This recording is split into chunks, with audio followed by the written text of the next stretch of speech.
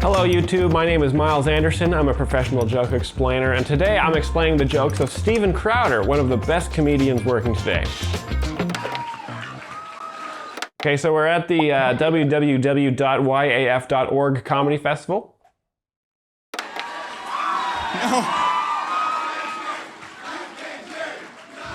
I am very, very uncomfortable with you chanting anybody's name. I feel like you're about to drink some Kool-Aid. We're all gonna take a nap. Not me. I'm the guy who doesn't want the job, but I am excited to be. That's a funny opening joke there. The joke is a reference to the Jonestown cult where everybody drank poison and died in sort of a mass suicide there. So kind of a dark joke to start out with. To be here. Yeah, thanks so much for having me. Are you guys ready to laugh tonight? Awesome, yes. Crowd loves the best it. way, this is a firm belief of anyone who watches Louder with Crowder or works on the show, that the best way to drown out protesters, we get a lot of them. I've heard Okay, so this is the Young America's Foundation Comedy Festival. Maybe some out there tonight, is drown them out most effectively with laughter and fun, right? Yeah? Also airborne poison, that's pretty effective. I've heard. You just mail them an envelope with powdered sugar and go. Okay, so kind of another little dark joke there. I guess there's protesters outside right now for some reason, and he makes the joke of, you know, we can drown them out with laughter or by gassing them to death. And the joke there is just that that's a bit of an extreme thing to do. None the wiser. So this is weird for me because I wanted me to do a keynote and I'm used to doing stand-up, but I actually just came from Texas, so that's where I was coming in from. Okay, all right. So we're the cheering crowd. We just say, like, Steven, Texas, lampposts. Beautiful, beautiful weather in Texas. So you know what that means right now. The global warming alarmists are out in flock. You know that? It's mild and sunny in the middle of August. Proof of global warming. We used to call it, you know, a nice day. This is the problem with the neo-environmentalists out there. Now, I actually dated a girl one time who was an environmentalist. Anyone here a big environmentalist or vegan by any chance? Show of hands. One girl. You're gonna hate this show. It's not aimed at you though. And she would get on my case all the time. We have this all the time right now. She's like, Steven, okay, driving an SUV, okay, is just like killing your child. Because you're destroying the world if they have to live in their future, therefore it's just like you're killing them. I said, okay, by kind of a funny logic, voice driving there. a smart car is like abusing your child. Because as soon as you drive your kid to school in that stupid looking thing, my kid's gonna beat the shit out of him. Crowd loves it. So I think the crowd, I don't know if the crowd, you know, the joke of his son just hitting another kid for being in a smart car isn't really the main joke. I think the main joke is just sort of that the crowd here sort of hates environmentalists. So this is kind of just an agreement joke. So sometimes if you know your audience has certain opinions, you say what their opinions are at them, and they laugh because they enjoy hearing themselves. You know, like if I know I really like ice cream, and if the comedian on stage said, I like ice cream too, I'd probably laugh because I'd be like, I could go for some ice cream. It's out of my hands. She get on my case all the time. The vegan thing is now the environmental. She's like, Steven, oh my God, Steven, you can't eat veal. It's a baby cow. I mean, you want to let it grow up? Give it false hope? That's so much more cruel. Vegans, that we know, we've had them on the show, so they're in the comment section all the time. One thing I see all the time, like, you know, well, one thing, I'm a vegan because at least I've never seen animals treat each other as cruelly, as horribly as human beings do. Come again, dumbass, what was that? Did I just? Okay, Okay, so this is a great setup for a joke about animals, because he's the villain of this story is the vegan, and they're saying that, oh, animals aren't as cruel to each other as humans are cruel to each other and to animals, which is obviously a great setup because, you know, everybody knows that animals love to disembowel each other on a regular basis. You know, I've seen my cat do quite a few botched operations on mice. And so this is going to be a big animal bit here, which is always funny because animals are hilarious. You want Here proof? we go. Animals are the worst things in existence. And I'm an animal guy. I have a dog, Hopper Crowder. Some people might know him. The crowd knows his dog. That's lovely. 2,000 votes for my dog for president, we found out. No, that's a terrible thing. That could have changed Michigan. But animals are the worst. Okay, let me give you an example. I will take 3 of the cutest animals to give you an example, because we all know sharks. Let's take the cute ones. Let's take penguins, okay? Everyone loves penguins. Penguins, very funny animal. Is there a penguin in the audience? What's happening? This guy's laughing like Danny DeVito as the penguin in Batman Returns. Do you have a twirling umbrella you're gonna bring out?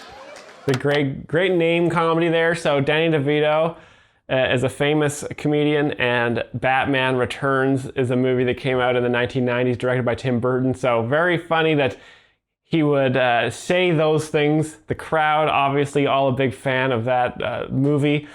So it's funny, in name comedy, you just say something or someone that is known, and the crowd recognizes that they also know that thing. They then laugh. So he's just killing with this very well-dressed crowd here at Young America Comedy Festival. Is he having a stroke? Does someone need to keep an eye on him? Is there something I'm missing? What is it? What's this heart? What's the penguin thing? What? You're waving it off. You just really hate penguins? Just let it go? Is that what people are saying? Let it go? What, is there something, did he do something weird with a penguin? Like, do we need to call in the authorities? Are you the Kevin Spacey of penguins? So that's another name comedy there. Kevin Spacey, another famous comedian. All right, fine. Maybe I shouldn't talk about the penguins. He's already getting hot and flustered, and he's rubbing his nipples. I'm like, what is happening? That's bizarre. A penguin story. I'm gonna do it anyway. So take penguins. Right, they're the cute animals. Everyone loves penguins. They got their little tuxedos. They march. Do you know what penguins do when they're checking the water for predators? When they're checking for sharks or seals? They just find the nearest, weakest penguin on the tip of that iceberg, and they just shove him off the iceberg. Which is this is terrible for the penguin if there's a shark in there, but it's even more awkward if there isn't. To come back like, you guys, Carl, what the hell? I stood up at your wedding. Funny to imagine penguins just had the talking. outfit, you weren't anything special. Sea otters. Everyone loves sea otters. This is the thing. People are like, oh, sea otters. They're adorable. They have little mustaches. They mate for life. The male-female sea otters, they hold hands while they sleep. I saw it on BuzzFeed. They hold hands while they... No. Do you know what the male sea otter does when finding a female sea otter mate? He bites her face, claws her neck, and copulates the life out of her. That's their mating ritual. That's the romancing. So the next time you see PETA out there screaming, save the sea otters, remember there are throngs of battered female sea otters going, no! Kill him! Again, that's another funny joke. They're similar to the penguin joke. So penguin joke, the joke is imagining a penguin talking, because obviously penguins don't usually talk, so imagining them talking is very funny. And then this joke is sort of the same joke, but a different animal. So imagining an otter talking is also funny because normally otters don't talk. It's like sleeping with the enemy. I'm Julia Roberts. You have no idea. Julia Roberts. So that's another sort of a name. Dolphins. We've done more research on dolphins than any other mammal in existence. Do you know what we know? We know that dolphins commit infanticide. They kill for fun. They bully. They gang rape other dolphins. It's like an episode of Lock Up with Flipper. But animal rights activists don't. The worst thing for me is vegan waiters. Because they sneak it in on you. We're in a restaurant, they ask for the recommendations. You're like, well, I recommend the chickpeas and the quinoa salad, and it dawns on you, you're like, ah! No straight man orders the quinoa salad. I do. I think all vegan waiters... Kind of a funny joke there. No straight man would order quinoa salad. That's kind of a funny joke. It's just kind of an observation because it's true. Straight men only eat sort of meat, variants of bacon, maybe a potato once a week, but generally straight guys, it's full red meat all the time. So quinoa salad would never be ordered by a straight guy. Should be treated like registered sex offenders. Not like the penguin guy. Not Though I do think anytime Morgan Freeman narrates another March film, you shouldn't be invited. No, I do. I think that vegan waiters should be like registered sex offenders, and that they have to notify every table within a 5-mile radius with their checkered past with food. So they come up like, okay, listen, my name is Skylar. It is my duty to inform you that I do not believe in consuming meat or any animal products of any kind. Also, my father never hugged me enough. Can I tell you about our specials? No. I don't trust you around my food or my children. Leave. You know something worse than vegans is fruitarians. Crowd didn't really like that one. might be a couple waiters in the crowd there. Sometimes it's a bit risky to go after waiters. Anyone here know what a fruitarian is? One guy, and he's doing the peace symbol. I don't know what's going on there. For those who don't know, fruitarians actually, it's a level further. Okay, fruitarians will not eat any fruit unless it has already fallen from the tree, because they believe that tree has willingly given you its seed to spread, and it's the only way to live truly harmoniously with nature. This is the kind of crazy that has Freud shuffling papers in his grave going, shit, I don't even have a form for this. What do I? And it's why we need to ban Disney films. That's all it takes is just one generation with weeping willows and talking squirrels and painting with colors of the wind. Fast forward 15 years, you have an entire generation of politically correct, overly sensitive, fruitarian, menstruating men. That's how the story ends. So the joke there is that Disney movies create people that only eat fruit once it's fallen out of a tree. So it's kind of an absurd thing to say, because, I watched a lot of Disney movies growing up, and I never started to crave ground fruit. But obviously, it's kind of an absurd joke. The crowd loves it. They always try and get in your case to the vegans and fruitarians. They're like, well, there are lots of successful fruitarians. Really? Name one. Steve Jobs. My point exactly. Oh, shut up. He can't hear you. Steve Jobs was a very successful business comedian in America. So again, a little bit of a name comedy here. Plus, he was an atheist. He doesn't even believe he's anywhere, so who cares? This guy's joking about molesting penguins.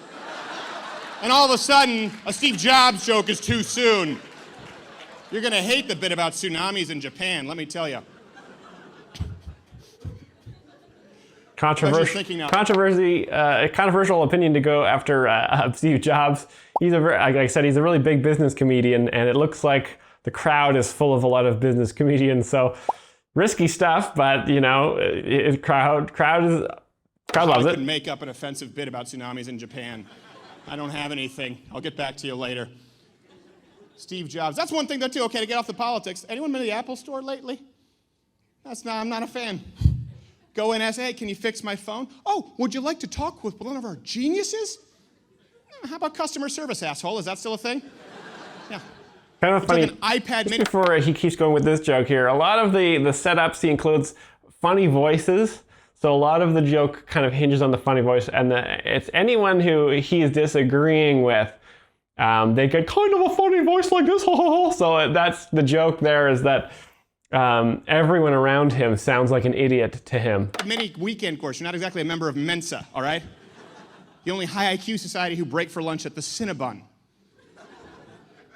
Genius. That's one guy here. You're one member of Mensa. Oh, it's Larry O'Connor. That makes sense. He's a very smart man. He also hates Steve Jobs. Which is, I see a lot of hipsters in the audience here tonight, which I appreciate. How many people here are more newly conservative? Would you say in the last 5 years? Yeah, there you go. I can't see with the shark kind of lights, just by round of applause so I can tell. Good for you. That's awesome. Good audience That's really polling. Pretty cool. That's very good audience polling. It's really good when you go to, all the best comedians at a stand-up show. They will confirm the political affiliations of the audience before they proceed with stand-up, just so they know what kind of jokes they should do. In America, people are either born Democrats or they're born a Republican, and so it's important to figure out what they are before you start proceeding with your material. You're gonna have to shed your hipster skin at some point. I do, the hipsters are a problem. When I moved to New York City, my friend who's conservative but a hipster was like, oh, where are you moving to in New York? Is it diverse? Does it have enough diversity? Wherever I would move in New York, bro, it's got to have enough diversity. A funny voice again with a person he doesn't like. You're from Sheboygan. You were 19 when you first met who you referred to as the Black. You asked him if he knew Gary Coleman. And he did know Gary Coleman. Apparently all black people in Sheboygan know Gary Coleman. Little known fact. So the crux of that joke there is if you know where Sheboygan is and who Gary Coleman is. And it sounds like the crowd didn't really know who that person was and where that was. So again, it's a risk. Name-based comedy is a risk if people don't know the names or the places you're talking about. So that was anyone the here joke. vote for Obama? New conservatives? New conservatives? Anyone here actually just kind of change a little bit? Too young. Well, there you go. Well, that's actually pretty cool. So a lot of Generation Z, they call you, right? Man, I will tell you, I am holding out hope for you guys that you are not an entire generation like mine, millennials, of sniveling, cowardly vaginas. And I do mean that. Honestly, this is not a joke. I was talking about this the other day with some friends, and I do think that Generation Z, first off, you're more conservative than we were. You're smarter than we were. You're more industrious than we were. But here's the big difference. With millennials, we were the generation. How many people here would be millennials versus Generation Z? Okay, so a lot of millennials, and then hands or a round of applause. How many would be Generation Z? More audience polling here. It just shows you how ashamed the millennials are compared to Z. Claps for Z. Millennials were like... So really good, really smart audience polling here again. He asked if they were new conservatives. He asked if they're millennial or Gen Z. He probably should have asked them if they knew who Gary Coleman was and where Sheboygan is.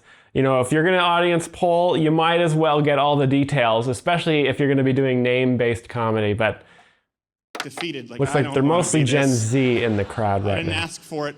No, we're the generation, millennials, right? Think about this for a second. We couldn't get the red pen. They had to even out our soccer scores. We were protected from everything. And your generation, Generation Z, as terrible as it is with the cyberbullying and Facebook and Twitter, I do hope that because of that, you have been we've been incapable of sheltering you from the world. Because anything that you post online, people just tell you why you suck, you're fat, you're gay, or whatever it is. And then all of a sudden, Paris Hilton or whoever it is, I don't know, Scarlett Johansson with her man voice does some kind of a PSA, and we talk about no longer bullying. You shouldn't bully you guys. Like, okay, Scarlett, we got it.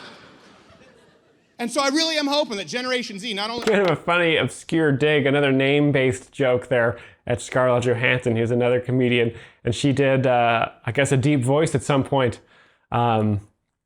I don't know if the crowd picked up on that. You're becoming more conservative, but especially within the workplace. It was a funny voice that he did. Are going to be able to take criticism better. I think you're going to be able to deal with the world better. And I think that's why you are probably the most conservative generation ever. Actually, you are, statistically speaking. So give yourselves a round of applause for that. That's a big deal. Okay, so that joke was more of a... The setup for that joke was who here is Gen Z, who's millennial. And it looked like it was majority Gen Z, and so he really took it against the millennials there and praised Gen Z. Very smart to do. When people are getting praised, usually they'll laugh and clap. So you could do that in other situations too sometimes. Comedians will go on stage, they'll say like, are you guys Jets fans? And if a lot of people in the crowd are Jets fans, then you might say, I think they're going to go to the Super Bowl this year, and people will laugh and clap. That would be a great joke to do. So he's a real master. He knows exactly what he's doing here. Yeah. Doesn't change the fact that some of you are hipsters, though. That's still a problem. The one problem with the hipster thing is with social media millennials, you can see this. You can see hipsters, you can see where they were in high school and in college, right? And they were like, okay, they were kind of preppy here, and okay, they were kind of goth here. Only this current hipster trend involves permanent tattoos. What could possibly go wrong there?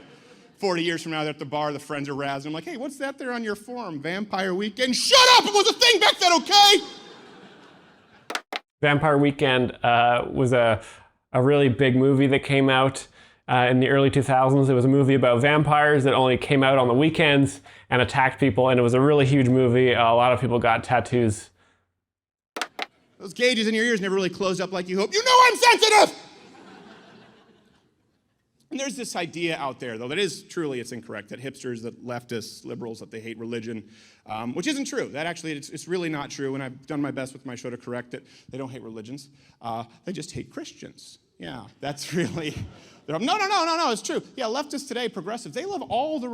Again, kind of a political joke here from Steven Crowder. Not really expecting that. Religions from the deepest, darkest crap holes of the world, to borrow a phrase, where people have been oppressed and raped and pillaged, and years of gross human violations. Also, some wannabe yogi from Arlington can slap the religious symbol on a bumper sticker.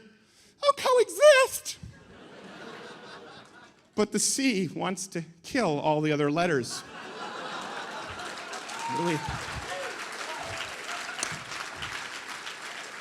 So the joke there is about Islamic extremism, and he's saying that he believes that Islam is a religion that wants all other religions to die, which is, a controversial opinion, but, the crowd loves it, and he did a lot of audience polling at the beginning, so again, a master. That Islamic crescent moon is a religious equivalent to Pac-Man, just rah, rah, Buddhists, Christians, Jews. Great Pac-Man reference there. It was a video game from They put Mrs. Pac-Man in a Burka. Now, you can't tell it from the ghosts. It's not a fun game. It's not a fun game. It's kind of funny that he would poll the audience, who's a millennial, who's Gen Z, and then he makes a reference to Pac-Man, which is one of the first video games that ever came out almost a century ago this year. So it's funny that he did the polling, he knew his audience, and he went for a joke that maybe only older people would get, but he's trying to do comedy for everybody, so there might have been a few older people in the crowd. The worst thing about the hipster thing with me is honestly the gluten. It's the gluten. The gluten, what is up with the gluten intolerance? That's the thing. It's like, ow, ow. So he's setting up a joke here about gluten. This is the year 2018. There's a lot of people making gluten and hipster jokes at this time period. And all of the best comedians who are working today, if they hear another great comic doing a similar premise or joke, they'll just do the exact same one because they know that that joke is working. So if they hear other people doing the same joke or premise, they'll do the same joke and premise. And so that way everyone in the crowd knows when to laugh because they may have seen this joke before. And if you've seen a joke before, it's so great to hear it again because you know exactly when to laugh. Oh, I don't know. Is there gluten in it? I don't know. I don't even know what that is, but if I could find it, I would shovel mounds of it in your face, you pompous ass. And obviously, people who can't I would handle hook you up to a gluten morphine drip if I could. Hilariously angry. You have to be the richest person in the world to have a gluten allergy. Have you noticed that? It's only rich. Congratulations. You've managed to contract a disease which is entirely genetically exclusive to rich white pussies. Good for you. Good for you. Risky joke considering the audience that he's performing for right now. And by the way, there's an actual thing, celiac disease, someone I know who has it, and it's like 0.01% of population Earth. If they have gluten, they actually get really sick. Like, not like they have a bit of a tummy ache, like they are actually vomiting, have to be taken to the ICU. This is the only disease that's become a trend that can catch on. No one's like, I think I have a touch of AIDS. I'm AIDS intolerant. Really? Or is it HIV? I don't know. I'll have the fish. Kind of a funny, the joke there was just kind of the funny voice, again, of someone he doesn't agree with. They kind of have a silly voice, so very funny. Which, I think we need to stop breaker. AIDS funding. I do. People are like, whoa, what are you saying? Okay, allow me to explain. You're not going to like it anyway. No, this is one thing where I was watching Rent the other day. We were talking about this in the show. This isn't even a bit. Larry's laughing because he's the only Rent is a musical that came out about 50 years ago. straight male here who's into theater, so he knows where this is going. Have him do his Ethel Merman for you after the show. It's fantastic. Clang, clang, clang, went the trolley. Thank you, Larry. Glad you're here. Great Ethel Merman there. No, Rent. I'm watching Rent. And for those of you who don't know, it's this play, and then it became a film that won all of these Oscars, where it's basically all of these people who live in the village in New York, and they're doing heroin, and they're having all kinds of orgies, and they get AIDS, and we're supposed to feel sorry for them. And I don't. I mean, when I watched that. Wow, crowd really agrees. What's so funny is like, listen, it's not your fault. It is entirely your fault.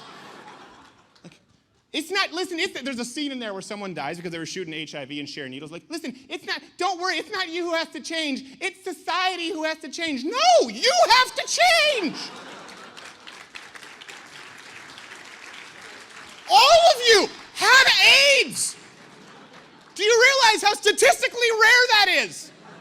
Every single one of my friends has AIDS. Okay, so there's a lot to explain here of why this is funny. That obviously the AIDS epidemic in the gay community is not funny because a lot of people died tragically. I think the crux of the joke here is Steven Crowder talking about the characters in Rent. And they're saying that a society has to change. And Steven Crowder's saying, oh no, you need to change. You need to stop having gay sex. Which is, I think that's the joke, because I think anyone who's had gay sex understands that once you have gay sex, you can't go back to having regular sex. You just have to keep having gay sex. So I think that's kind of the joke, is that Steven Crowder doesn't really understand that. But he probably should. Just stop having orgies and truck stops and shooting with dirty needles. That's it. AIDS. Society has to change. No, you have to change. That's it. I don't even have anywhere to go with that. I was just mad because I saw it playing on repeat at the hotel. Okay, so he kind of acknowledged that that wasn't really a joke there. Sitting there watching it, just getting mad. I'm like, I cannot believe this. I remember Oprah said 1 in 5 people would have AIDS by 1995, I think. God. All right, moving on. So no one here voted for Barack Obama. That's what not a single person. Too young. Wow, that's incredible. I remember because everyone who did vote. Wait. What? One person? I can't see. Oh, one person. Okay. All right. You're kind of like Barack Obama there. This sort of like Abercrombie black. You're like generically. No. You know what I'm talking about? Like where they take a guy who's generically ethnic and they put you in skinny jeans on a poster so they can claim diversity but not intimidate white people. That's you.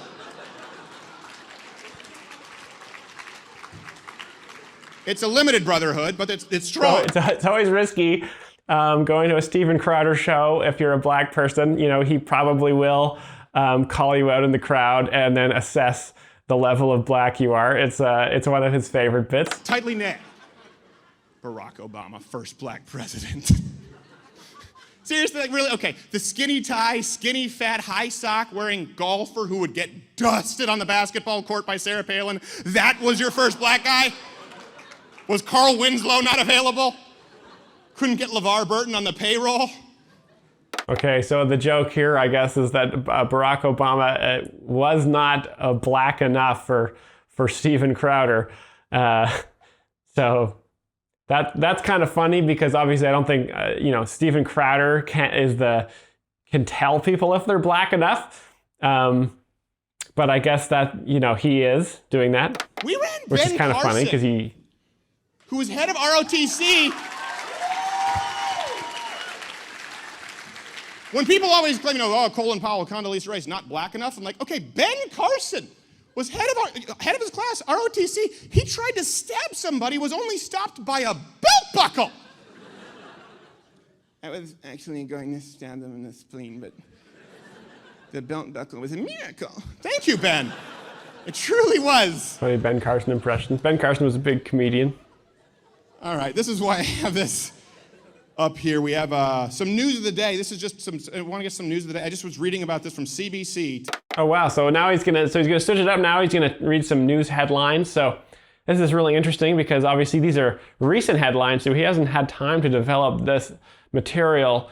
Usually comedians take 40, 50, 60 years sometimes to develop a joke, and he's just doing this, probably within the last couple of days. So really interesting, really brave stuff here. Have you heard therapists who treat anxiety? They're now hearing this. Donald Trump. They're talking about Donald Trump anxiety disorder. This is an actual quote. I couldn't bring this up here. I couldn't do the overlays, but I have these here, and I'll make them available on the website afterwards. This is a direct quote from CBC. Trump anxiety disorder has been on the rise in the months following the election.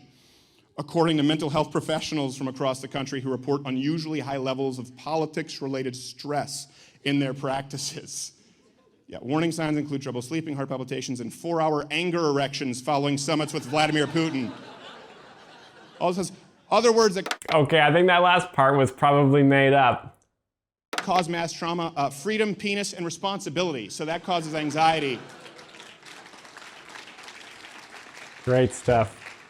In case you're wondering, the first half true, second half, a little op-eds work going on. So nice. It's always nice when the comedian explains the joke, so I don't have to do it. So this also, remember when people said, listen, who cares? Who cares what bathroom you want to use? Who cares about the gender issue? It's not going to affect you. All right, well, let's see the next story. So this is we were reading about this. An Argentinian man legally changed his gender to retire early. This comes from The Nation, direct quote, Sergio, who was a divorced 59-year-old man, became Sergia under a law that allows a legal change of gender without undergoing sex reassignment surgery. In Argentina, women can retire at age 60, but men have to wait until they are 65. So there you go. See, lest you forget, your female privilege is showing, and in this case, her dick. So. The punchline there is that the man who changed genders has a penis. No, a lot of Gestapo, a lot of SS actually, they went to Argentina after World War II. They fled. All this time we should have just been looking for bon vivant Adolfa Hitler. She was prancing and sashaying. Andrew Cuomo again said he'll sue if the Supreme Court rolls back Roe v. Wade. Have you been reading this? There's more tweets today. So for those of you who don't know, wondering what grounds he says he would sue the overturning, of course, of 1973 Roe v. Wade. Good, so he's explaining his own joke. Love to see it. I suspect he's still bitter that it came 3 years after his brother, CNN's Chris Cuomo, was born. It was 3 years late. You're mad at me? The DNC would have had one less pool boy. It's a tragedy. How disappointed are the parents? How disappointed are the parents that CNN's Chris Cuomo was the less challenged of the sons? What's that Thanksgiving conversation like? Pass the gravy, you're all assholes. I don't know what else we have here. Not sure what. No, this is one killed. Not sure who Chris Cuomo was, and I don't know what a Thanksgiving dinner at his home would be like. But I guess that joke was sort of I think he just made that up, was taking a risk. I don't think he knew what the joke was. And so it's very difficult for me to explain the joke. Sometimes it's important for the comedian to know what the joke is. If I'm going to explain the joke, it's very hard to come up with an explanation for a joke that they don't even know what it is yet. So hopefully he'll explain more of his jokes coming up Killer here. Mike the rapper just had to apologize again for his NRA interview, so that's good. We should count on responsible firearm ownership and laws by rapper Killer apostrophe Mike. Good. I'm glad that we understand that. And our grammar school, but Mo apostrophe Neek. FDA laws by Salt apostrophe N apostrophe Peppa spelled P-E-P-A. I'm glad that we know where our priorities are, leftists. But I do want to talk about one thing here that a lot of people ask me, what's the biggest issue that you think is kind of plaguing Generation Z, Generation Millennials? And it's really simple. We've talked about the logical fallacy of the left, and we'll get to questions in a little bit. I don't know about you, but I grew up kind of Thomas Sowell was a big influence for me. You can do some crowd work soon here. I don't know, anyone here? As a matter of fact, he was a big reason for us starting Change My Mind, was a segment that we did, if anyone's familiar with it. Yeah. And then, you know what, actually, too, you can probably kill this mic. I'm going to go to the podium here. Is this working? Oh, whoa. Podium working? No? Is it on? Oh, okay, there we go. And was a big mic fan switch. Of, John Stossel as well. I don't know. I always love John. What I love about John Stossel is he talks to everyone like they're 4-year-olds. I remember he was interviewing someone on a Native American reservation, and this person was complaining about how the white man makes me live this way. And John Stossel said, I understand where you're coming from, but you're wearing jeans. That was literally the moment I became a conservative as a 12-year-old. I'm not joking. Okay, so that's the joke there is that a reporter was talking to a Native American man, and he says, he's talking about how his land was taken from him, and then the reporter says, but you're wearing jeans. So the joke is that obviously that a colonial power came in and forced a different lifestyle on people. And then, so the reporter saying, "But you're wearing jeans," is kind of funny because, you know, it's not like there was a choice there. I think he switched to the tiny mics for a different part of the act here. So if he uses the large mic, big mics, that's the comedy microphone. The tiny mics is for a different thing. He kind of does like a Joseph Goebbels impression for the next hour and a half, which is a little bit too obscure and weird for me to explain. So I think we're just gonna stop the video here. Really great, funny stuff from Steven Crowder. Always love to watch his comedy. He is one of the best comedians working today. If you guys enjoyed this video, we're gonna be doing more Jokes Explained here in the future, so please like and subscribe. Thanks for watching, and we'll see you next time.